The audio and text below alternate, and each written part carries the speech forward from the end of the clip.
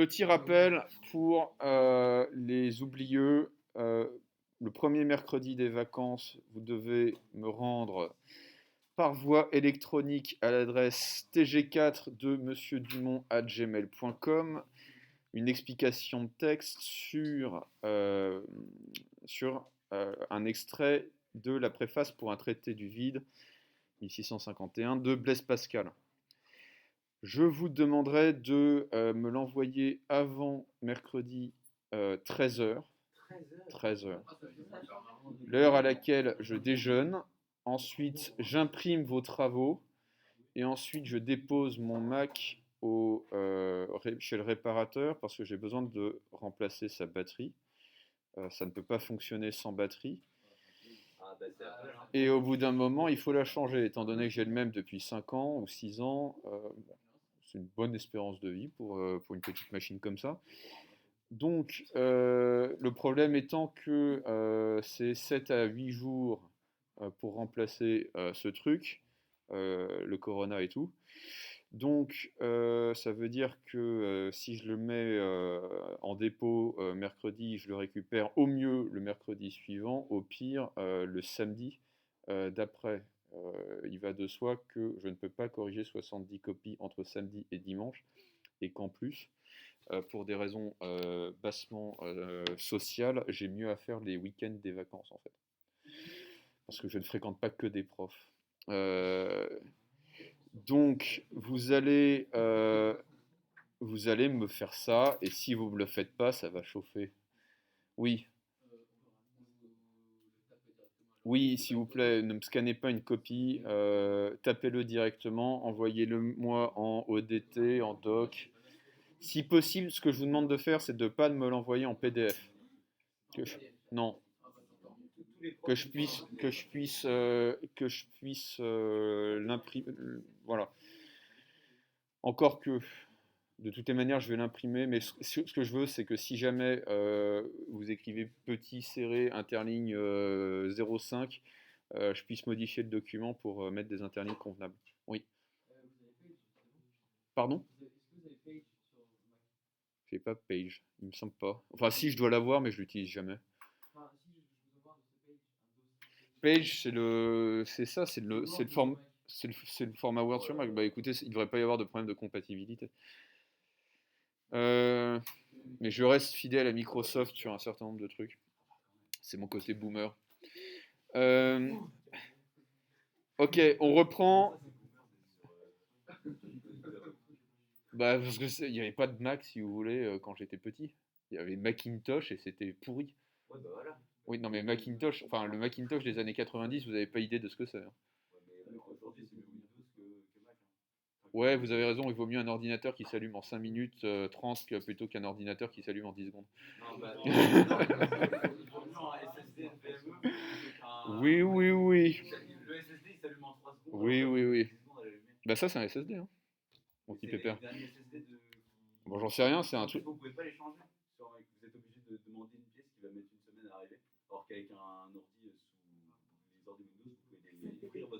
Ouais. Ouais, j'ai pas envie, donc c'est bon. Non, mais je suis très bien avec mon Mac construit par des petits-enfants chinois. Restez avec votre Microsoft construit par des petits-enfants chinois également. Donc, on va reprendre ce qu'on avait vu sur justement, il faut se libérer du travail, n'est-ce pas? Et on avait vu, il me semble, le texte central du livre 1 des Politiques d'Aristote sur la question de l'esclavage. On en était resté là. Alors,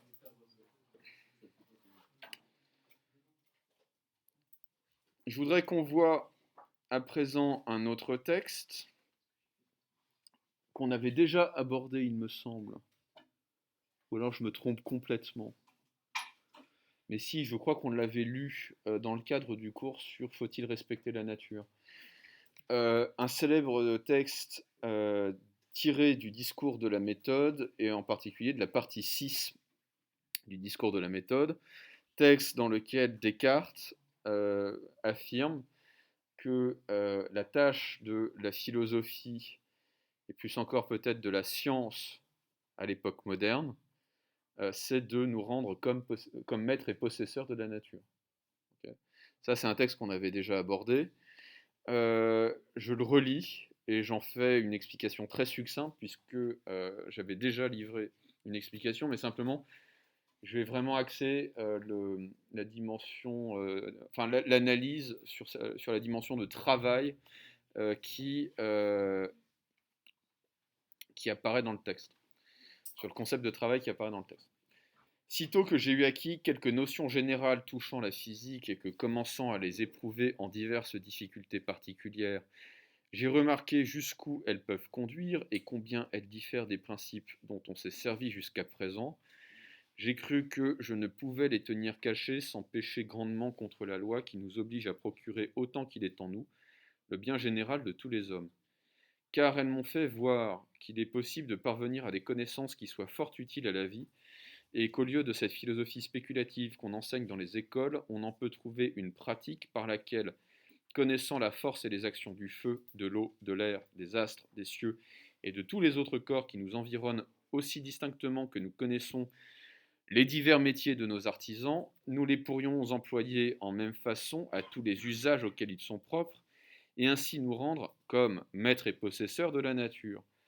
Ce qui n'est pas seulement à désirer pour l'invention d'une infinité d'artifices qui ferait qu'on jouirait sans aucune peine des fruits de la terre et de toutes les commodités qui s'y trouvent, mais principalement aussi pour la conservation de la santé, laquelle est sans doute le premier bien et le fondement de tous les autres biens de cette vie, car même l'esprit dépend si fort du tempérament et de la disposition des organes du corps que s'il est possible de trouver quelques moyens qui rendent communément les hommes plus sages et plus habiles qu'ils n'ont été jusqu'ici, je crois que c'est dans la médecine qu'on doit le chercher. Il est vrai que celle qui est maintenant en usage contient peu de choses dont l'utilité soit si remarquable, mais sans que j'aie aucun dessein de la mépriser, je m'assure qu'il n'y a personne, même de ceux qui en font profession, qui n'avoue que tout ce qu'on y sait n'est presque rien à comparaison de ce qui reste à y savoir, et qu'on ne se pourrait exempter d'une infinité de maladies, et qu'on se pourrait exempter, pardon, d'une infinité de maladies, tant du corps que de l'esprit, et même aussi peut-être de l'affaiblissement de la vieillesse, si on avait assez de connaissances de leurs causes et de tous les remèdes dont la nature nous a pourvus. Or, ayant à dessein d'employer toute ma vie à la recherche d'une science si nécessaire, et ayant rencontré un chemin qui me semble tel qu'on doit infailliblement la trouver en la suivant, si ce n'est qu'on en soit empêché ou par la brièveté de la vie ou par le défaut des expériences, je jugerais qu'il n'y avait point de meilleur remède contre ces deux empêchements que de communiquer fidèlement au public tout le peu que j'aurais trouvé, et de convier les bons esprits à tâcher de passer plus outre, en contribuant chacun selon son inclination et son pouvoir aux expériences qu'il faudrait faire, et communiquant aussi au public toutes les choses qu'ils apprendraient, afin que les derniers commençant où les précédents auraient achevé, et ainsi joignant les vies et les travaux de plusieurs, nous allassions tous ensemble beaucoup plus loin que chacun en particulier ne saurait faire. Toute ressemblance avec le texte de Pascal sur la question du livre, sur la question de la tradition et sur la question du progrès scientifique est évidemment faite exprès. Si vous avez bien écouté la fin du texte, de quoi parle Descartes? Il parle de rendre publiques ses recherches afin que, si jamais la maladie ou la mort prématurée l'empêche de les mener à son terme, d'autres puissent reprendre le flambeau et qu'ainsi, en accumulant les expériences, en reproduisant les expériences, on pourra progresser dans cette science si nécessaire qu'est la médecine. Alors, axons l'analyse de ce texte sur la notion de travail et sur le rôle, la fonction qu'elle remplit dans ce texte. Que nous dit Descartes tout d'abord? Descartes nous dit que la philosophie doit avoir une utilité pratique. Autrement dit, que la philosophie doit servir le bien général de tous les hommes, dit-il. Ça, c'est le premier point. Et donc, Descartes oppose sa philosophie, qui vise l'utilité, à la philosophie spéculative, c'est-à-dire théorique et contemplative, la philosophie spéculative qu'on enseigne dans les écoles étant ces espèces de dinosaures pédagogiques euh, hérités du Moyen-Âge, tenus par des prêtres le plus souvent, mais bon, et surtout on apprend toujours, on rabâche toujours la même philosophie, à savoir celle d'Aristote. Donc Descartes, en faisant œuvre de philosophe, veut faire œuvre d'utilité et s'oppose à la philosophie spéculative et rébarbative des écoles, ce qu'on appelle la scolastique. Que nous dit Descartes ensuite?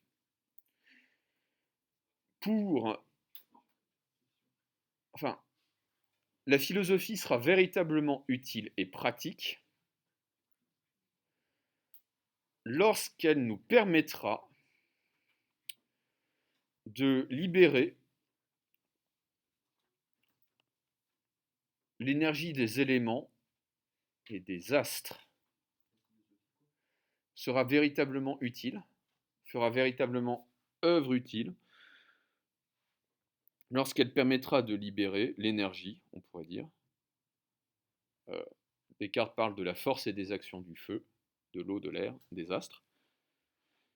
Lorsque donc la philosophie sera capable de libérer l'énergie de la matière.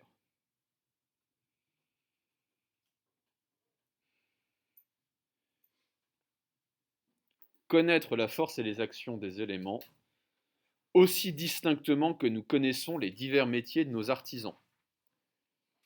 Et nous les pourrions employer en même façon à tous les usages auxquels ils sont propres. Autrement dit, alors que pour les Grecs, pour les anciens, l'artisan travaillait à la manière dont la nature travaille, pour Descartes et pour toute la modernité, en fait, il faut faire travailler la nature à la manière dont les artisans travaillent. Autrement dit, c'est exactement l'inverse. Pour les Grecs, la nature sert de modèle à l'artisan. Pour les modernes, l'artisan doit servir de modèle à la nature et à notre approche de la nature. Et vous avez chez Descartes, dans d'autres textes, en fait, le rapprochement entre la physique et la mécanique. Il faut étudier le monde physique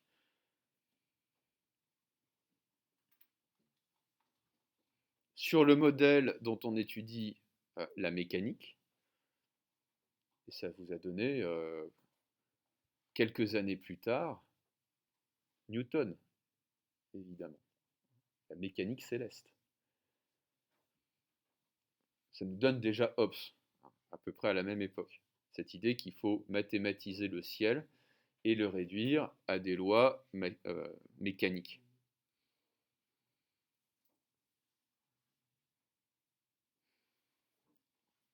Donc, revenons à l'essentiel. Pour Descartes, il s'agit de mettre la nature au travail pour se libérer du travail.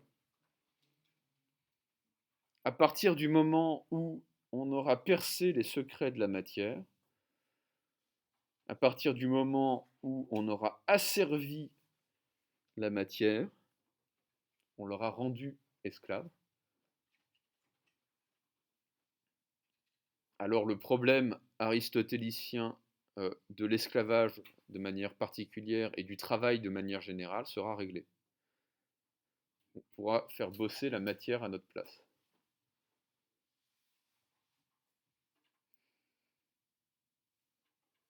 Retour au Jardin d'Éden. J'ai le texte. Ce n'est pas seulement à désirer pour l'invention d'une infinité d'artifices qui ferait qu'on jouirait sans aucune peine des fruits de la terre et de toutes les commodités qui s'y trouvent.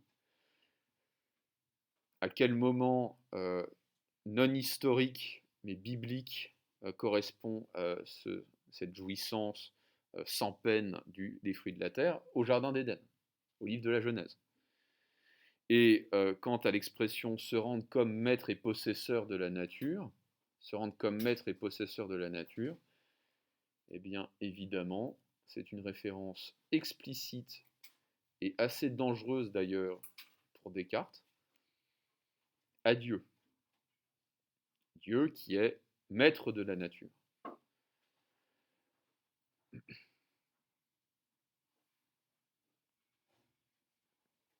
Possesseur, c'est un peu plus compliqué. Possesseur, cela peut renvoyer au latin possessor, qui signifie gardien ou tuteur.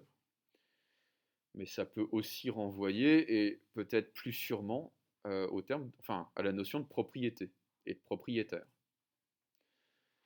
Maître et propriétaire de la nature. C'est une hypothèse de lecture qui est parfaitement valable, vu la tonalité globale du texte.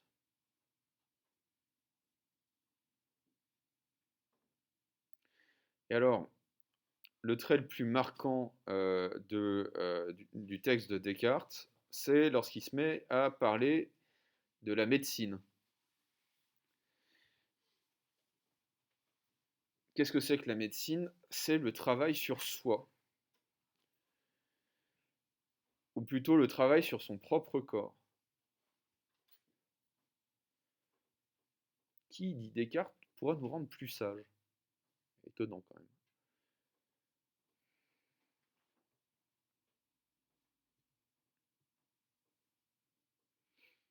Donc, ce que nous dit Descartes, c'est que, contrairement à la gymnastique, on va dire, de l'Antiquité, qui visait à rendre le corps beau, euh, la médecine vise à rendre le corps sain, c'est-à-dire qu'il vise à techniciser le corps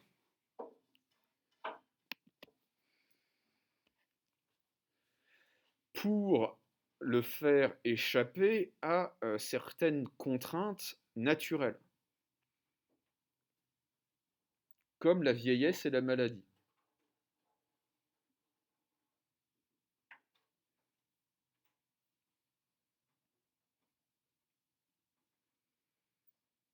Qu'on se pourrait exempter d'une infinité de maladies, tant du corps que de l'esprit, et même aussi peut-être de l'affaiblissement de la vieillesse, si on avait assez de connaissances de leurs causes et de tous les remèdes dont la nature nous a pourvus.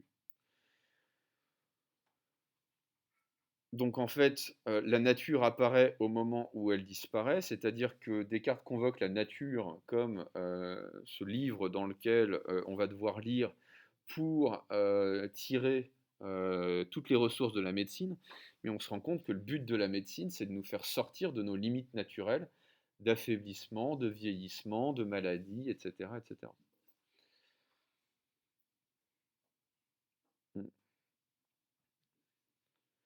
Euh, Alors, ça m'a beaucoup intéressé cette question de la médecine parce que c'est sur ce terrain-là que le transhumanisme, vous savez ce que c'est que le transhumanisme? J'en avais peut-être un petit peu parlé. C'est-à-dire cette volonté de sortir l'espèce humaine de ses limites naturelles pour le transformer en cyborg, en individu, en OGM, hein. Eh bien, on peut quand même en trouver la racine dans le texte de Descartes.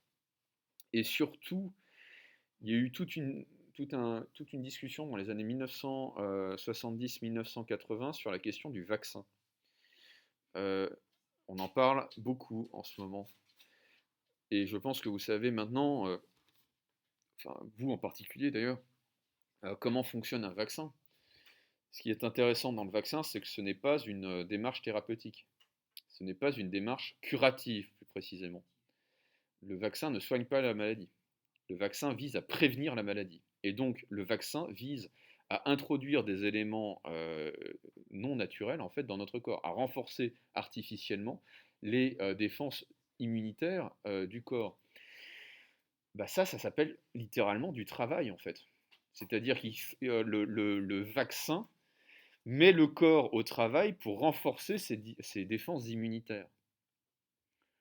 Et c'est assez intéressant de se dire que précisément, on va changer de paradigme médical au moment de la modernité et qu'on va concevoir la médecine non plus comme une technique qui sert à soigner, mais comme une technique qui vise à installer un état de santé indéfini, si vous voulez, de manière indéfinie. Donc en fait, quand on pense à la médecine, on pense aux soins, mais le vaccin ne soigne pas. Le vaccin vise à prévenir la maladie. L'hygiène ne soigne pas, etc., etc. Et donc la médecine va se transformer en fait à la faveur de la modernité et probablement à la faveur des analyses de Descartes. Dernier point saillant du texte sur cette question-là, la question du travail scientifique. Que nous dit Descartes? Et en fait, le travail scientifique peut avoir valeur de paradigme.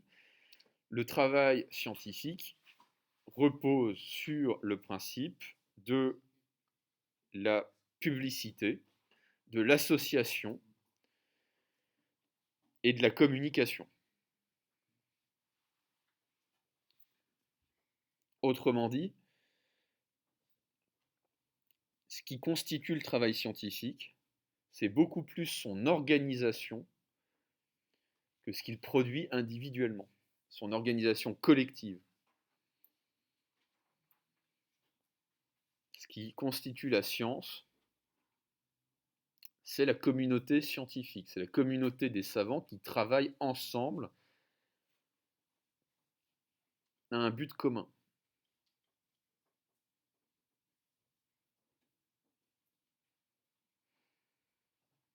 Et ça, c'est très intéressant parce que c'est une idée qu'on va retrouver dans l'économie libérale classique, à savoir, bon, l'idée dans l'économie libérale classique, vous savez, c'est la théorie de la main invisible chez Adam Smith.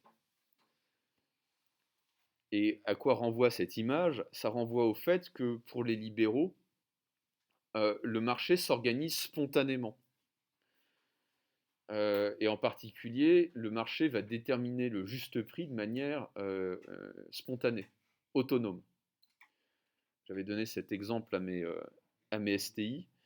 Installez une boulangerie à Chartres, vendez votre baguette de pain à 30 centimes d'euros, ou vendez-la à 3 euros, et regardez ce qui se passe. Les deux business vont s'effondrer. Et le marché va, par la loi de l'offre et de la demande, imposer un prix qui sera juste, c'est-à-dire le prix que les clients seront prêts à payer et le prix qui permettra aux boulangers de faire un maximum de marge, sans perdre ses clients. Vous comprenez? Okay. Ça m'irrite toujours un petit peu quand mes collègues me disent que les profs sont mal payés. Bah oui, mais et que, je sais pas, Ibrahimovic est trop payé. Bah, sauf que le marché supporte exactement le poids du salaire d'Ibrahimovic et le poids d'un salaire de prof. Et quand on est libéral, en fait, c'est parfaitement cohérent. Alors, pourquoi je fais ce parallèle-là avec le travail scientifique? Parce que d'une certaine manière, le travail scientifique s'organise comme un marché, c'est-à-dire de manière spontanée. Chaque chercheur croit chercher de son côté, croit travailler de son côté, mais précisément, on se rend compte que le progrès scientifique advient malgré les savants, et ça c'est un point que Pascal souligne dans son texte. Il dit que tous les hommes progressent en fait dans la science, y compris des gens qui ne sont absolument pas d'accord. Pourquoi? Parce que le progrès scientifique dépasse très largement les individualités de chaque savant. Ouais. exactement, oui. C'est-à-dire que du point de vue d'un savant, euh, on a l'impression que, par exemple, qu'on a fait la découverte de la découverte de la découverte et il y en aura plus d'autres après, ou on a l'impression que il y a une contradiction fondamentale entre deux théories, et on ne se rend pas compte parce qu'on n'a pas le recul nécessaire, le recul historique nécessaire, voire le recul euh, que nous permet, par exemple, les moyens de communication contemporains. On ne voit pas que tous les êtres humains, enfin tous les savants en fait, vont progresser à peu près au même rythme, vont avancer à peu près du même pas. Et ça, c'est fascinant parce que la même idée d'auto-organisation du marché et d'auto-organisation de la communauté scientifique va naître à peu près au même moment, c'est-à-dire au XVIIe siècle. Alors, troisième texte qu'on peut aborder, un texte d'Emmanuel Kant, qu'on a déjà abordé sur la question du droit, il me semble, de la justice et du droit. Idée d'une histoire universelle au point de vue cosmopolitique. Idée d'une histoire universelle au point de vue cosmopolitique.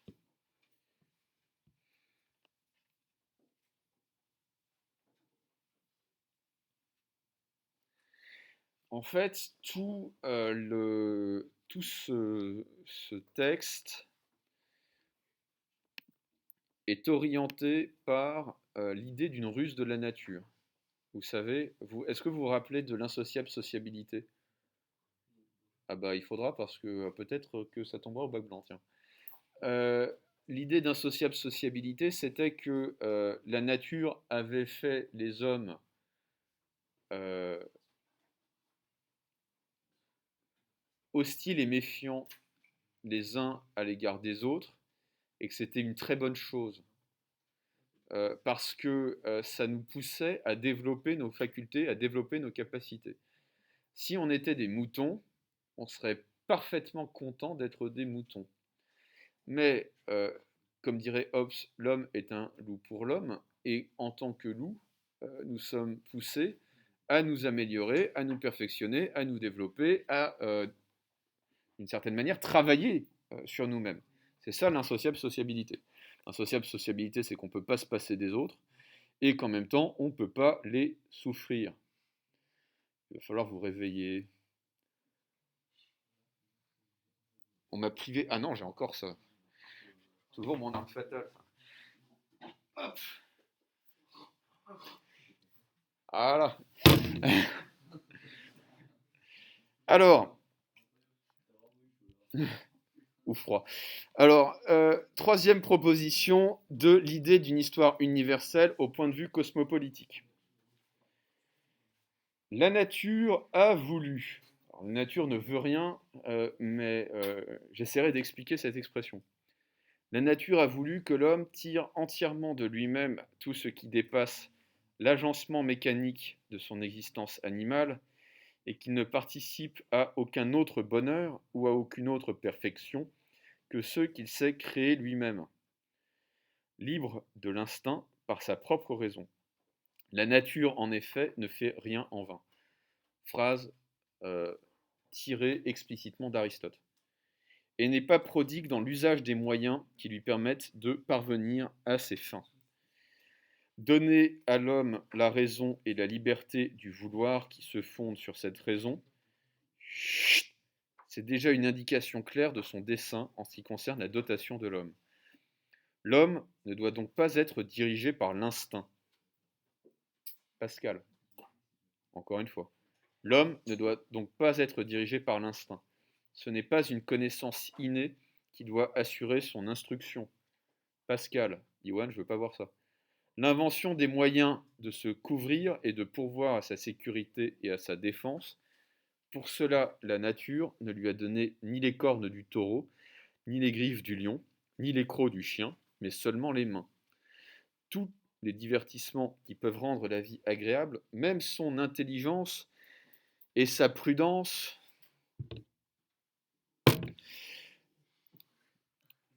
Et aussi bien la beauté de son vouloir doivent être entièrement son œuvre. La nature semble même avoir trouvé du plaisir à être la plus économe possible.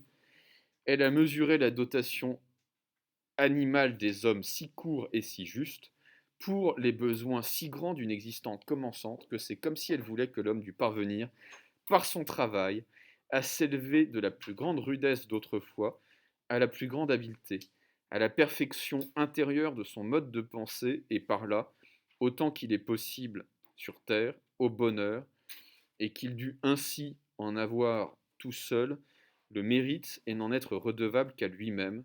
C'est aussi comme si elle tenait plus à ce qu'il parvint à l'estime raisonnable de soi qu'au bien-être. Alors, ça sent l'Aristote, ça sent le christianisme aussi. Que nous dit Kant? Kant nous dit la chose suivante: la nature, Deus sive natura, dirait Spinoza, c'est-à-dire Dieu, ou la nature, a doté l'homme, Dieu ou la nature a doté l'homme de deux biens. La nature nous a fait deux dons. Premièrement, la liberté.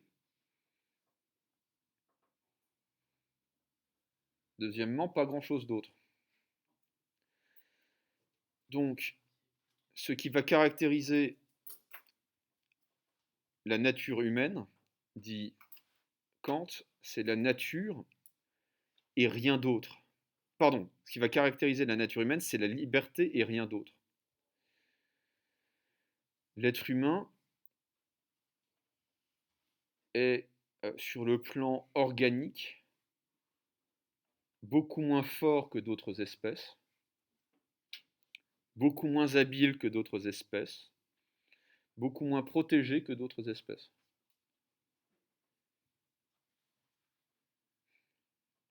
Si vous voulez, c'est un peu comme l'éducation nationale au budget 2021, on est moins bien doté que les autres espèces. Qu'est-ce que ça veut dire? Oui.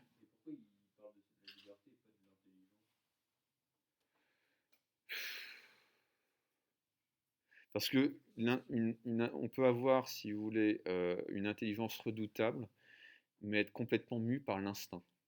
Ce qui va compter pour Kant, c'est précisément l'absence d'instinct, en tout cas le caractère peu développé de l'instinct chez l'être humain par rapport aux autres animaux.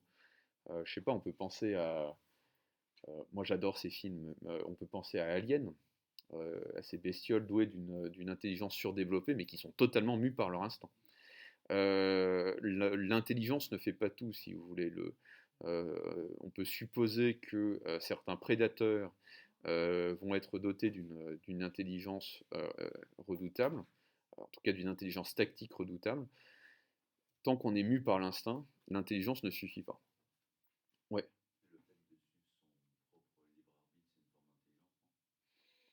C'est une forme de rationalité. C'est pas forcément une forme d'intelligence. Hmm, non, c'est ce que dit Hobbes, c'est ce que j'avais dit la dernière fois, vous savez, quand il parle de la rationalité, il dit c'est l'un des privilèges de l'être humain, et il dit l'autre privilège de l'être humain, c'est l'absurdité. La rationalité, enfin, les animaux ne sont pas bêtes. Seul l'être humain est bête, ou peut l'être en tout cas, parce que, et d'ailleurs le mot bête est mal choisi, parce que quand on fait un mauvais usage de la raison, justement, euh, on, se, on se retrouve, voilà, c'est ce qu'on appelle la bêtise, d'une certaine manière. Donc en fait, on pourrait vraiment distinguer la notion d'intelligence et de rationalité, ou de libre arbitre. Euh, si on faisait tous des choix rationnels et intelligents, enfin plutôt des choix intelligents, ça se saurait. Ça se saurait. Okay. Alors, autrement dit, ce que nous dit Kant, c'est que la nature a fait les animaux bien plus parfaits, mais aussi bien plus bornés. L'être humain, parce qu'il est comme dirait Rousseau, parce qu'il est nul, va devoir surmonter sa nullité par le travail, par le perfectionnement de soi.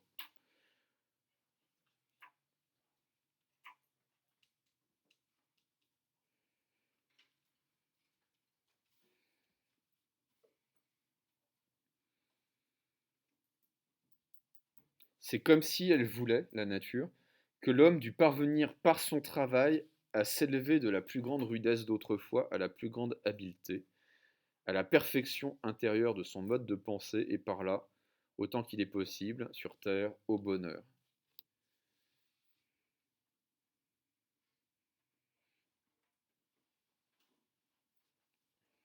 Et, nous dit Kant, la radinerie, pour le dire vite, de la nature à l'égard de l'homme tendrait à montrer que la nature a fait l'homme pour euh, l'estime raisonnable de soi, plus que pour le bonheur, plus que pour le bien-être. La vie de l'être humain est rude, en tout cas elle peut l'être, mais c'est ce qui la rend estimable. Autrement dit, et ça c'est très chrétien, c'est très protestant en particulier, ce qui fait la noblesse de l'être humain, c'est la souffrance du travail. Ça va pas plaire à Marx du tout, évidemment. Ni à Nietzsche, d'ailleurs.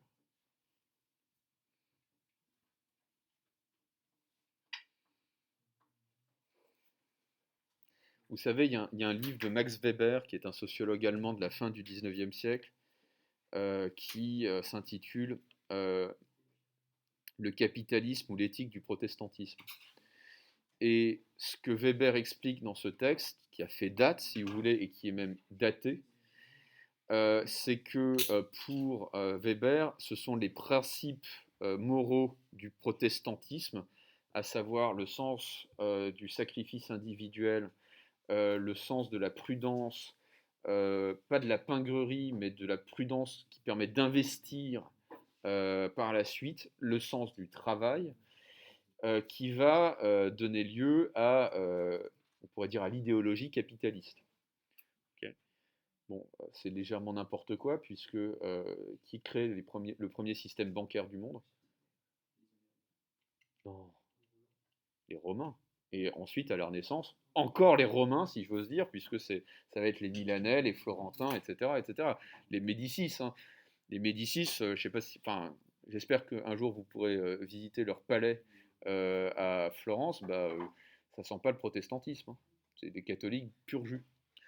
Donc, le bouquin de Weber est très faux historiquement, mais c'est intéressant parce que il est clair que là, le travail est valorisé beaucoup plus que de raison, pour des raisons manifestement religieuses.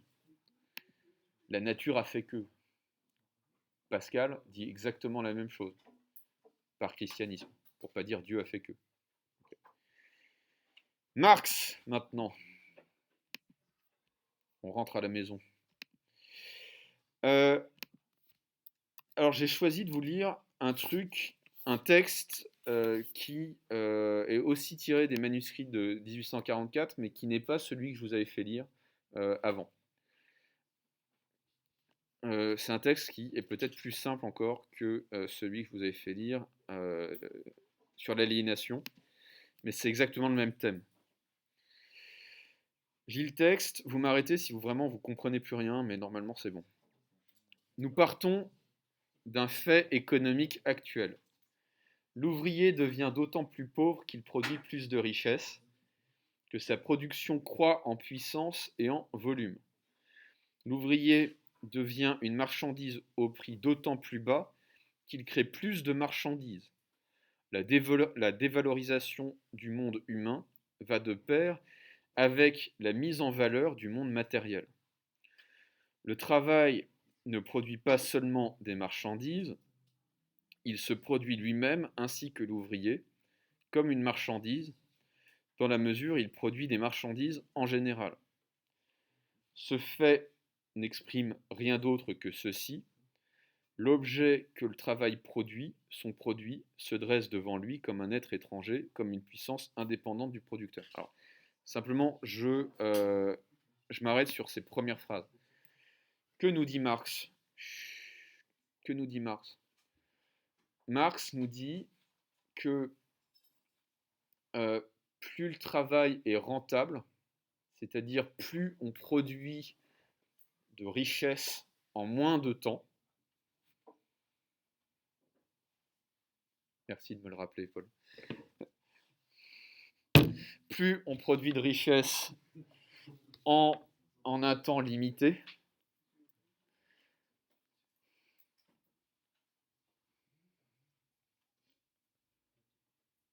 donc plus le meilleur est le rendement, plus le travail de l'ouvrier va perdre de valeur.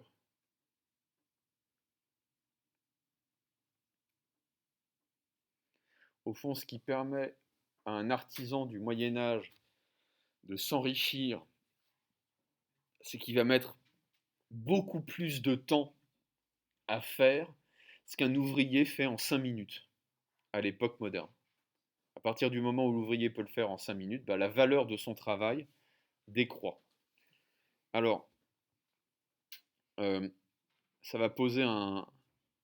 En fait, ça vous explique toute la philosophie politique de Marx.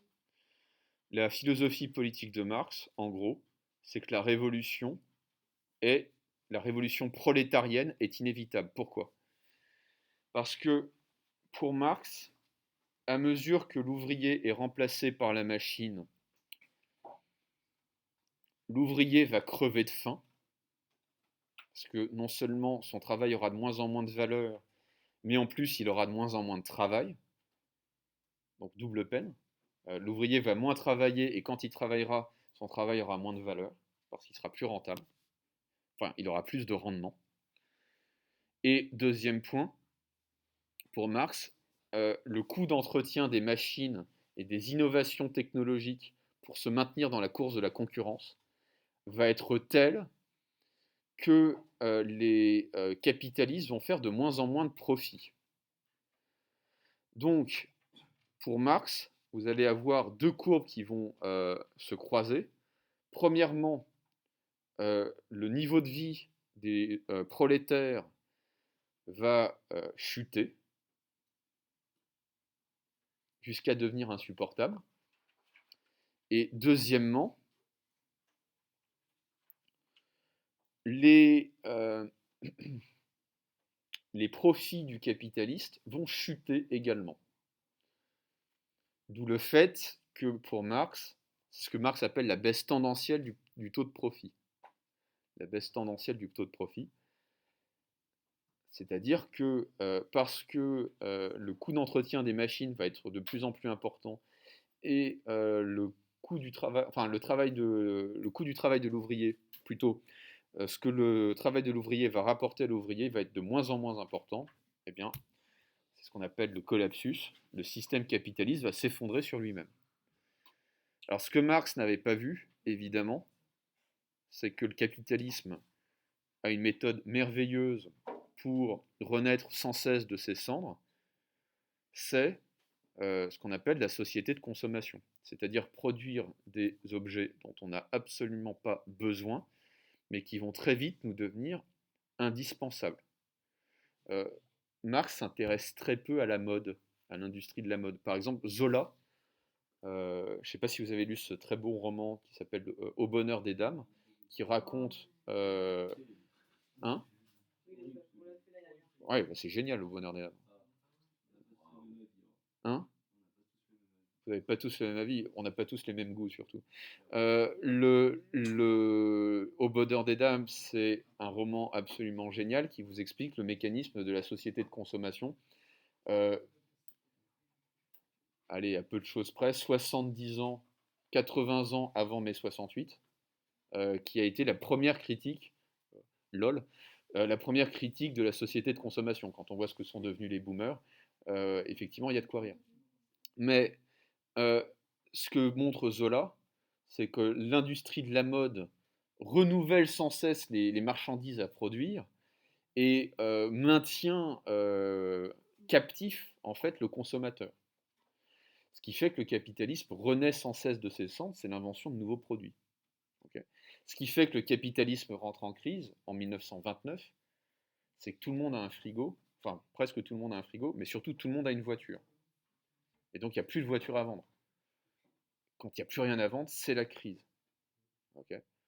Euh, il faut qu'il y ait un nouvel iPhone tous les ans.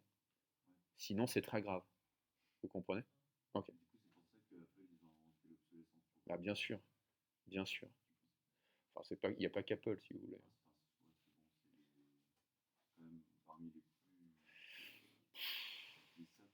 Bon, je sais pas trop. Euh, je pense que Microsoft a fait des choses bien aussi. Enfin, je veux dire, toutes les sociétés capitalistes ont intérêt à l'obsolescence programmée. C'est fondamental de comprendre ça. Parce que sinon, vous mettez vos ouvriers au chômage. Quand ils sont au chômage, ils ne sont pas contents. Ok. Ils pillent les magasins, ils font la grève, ils font n'importe quoi. Donc il faut vraiment maintenir l'ouvrier sous le coude, si vous voulez, qu'il continue à bosser. Enfin, pendant ce temps-là, il n'embête personne. Et en plus, il faut continuer à faire des profits. Ok. Euh, le cinéma, enfin, euh, le cinéma, c'est une industrie. C'est pas de l'art. Hein. Faut arrêter de croire ça. Euh, c'est pas parce que Benjamin Biolay fait un film de temps en temps que c'est de l'art. Non, le cinéma, c'est Marvel. Le cinéma, c'est on sort un film qui est le clone, mais un petit peu différent du film précédent. Et tant qu'il y a des abrutis pour les voir, ça marche, ça fonctionne. C'est absolument génial comme principe. Le meilleur dans tout ça, c'est James Cameron, Aliens, Predator, Predator 2, etc. Avatar, Titanic, le type fait le même film depuis Predator. Ok. Personne ne se rend compte que c'est le même film et tout le monde va voir le suivant. C'est comme les... Mais voilà, mais vous avez tout compris. Hein. Sincèrement, on pourrait mettre à jour, on pourrait mettre à jour, et c'est pour ça que j'en veux à Microsoft d'ailleurs, on pourrait mettre à jour le système de manière parfaitement gratuite, ou tout simplement ne plus mettre à jour les systèmes. Les mises à jour, c'est l'obsolescence programmée du système d'exploitation de l'OS qui peut plus finalement prendre en charge les mises à jour. Alors vous avez le truc encore, encore plus pervers et fascinant. Apple a fait ça le premier, il se fait tellement taper sur les doigts qu'il ne l'a plus fait, mais surtout euh, Microsoft fait ça, là je viens de le découvrir. Vous ne pouvez plus acheter une version de Word, il faut la louer. Vous lâchez 20 dollars par an. Donc c'est pas con ça. Hein. Parce que ça fait que vous allez acheter pour, bah ouais, si je compte bien, il me reste à peu près 45 ans à vivre. Vous multipliez ça par 20 et Microsoft aura engrangé, bah, du coup, faites le calcul avec moi, 600 balles sans rien faire. Ok. Pardon, 600 balles, 900 balles. Ouais. Oui, on peut. Mais c'est un. Bon, bah, désolé, hein, au bout d'un moment, je peux pas contenter tout le monde. Là, je suis sûr qu'il y en a d'autres qui. Bah voilà, lui, ça va me faire éveiller. Euh, alors, euh, l'autre truc dont on se rend pas compte, c'est que avant, on avait des albums photos. Bon, les photos jaunissaient un petit peu. Aujourd'hui, sur quoi mettons nos photos? sur un disque dur, ensuite sur le cloud, et qui nous dit que, enfin, littéralement aujourd'hui, euh, c'est ça que ça veut dire, on paye pour voir ses albums photos. On paye un service cloud, si vous voulez, généralement c'est Amazon qui prend le truc en charge, ou Apple. Je crois que le système Microsoft, c'est celui d'Amazon, il me semble.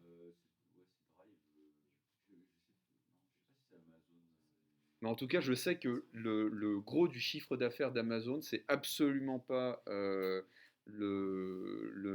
marchandage, si vous voulez, c'est absolument pas le transport de marchandises et la vente de marchandises, c'est le cloud. Ok. Et en gros, ça consiste à dire, bah, en fait, pour accéder à vos données, c'est-à-dire en gros à votre vie, tu payes. Oui, non, mais ce que je veux dire, c'est qu'avant, on avait des albums photos chez nous. Oui, mais est-ce qu'on avait vraiment besoin de plus de stockage? Est-ce que c'était nécessaire à notre existence de pouvoir stocker des térabytes de données sur un serveur?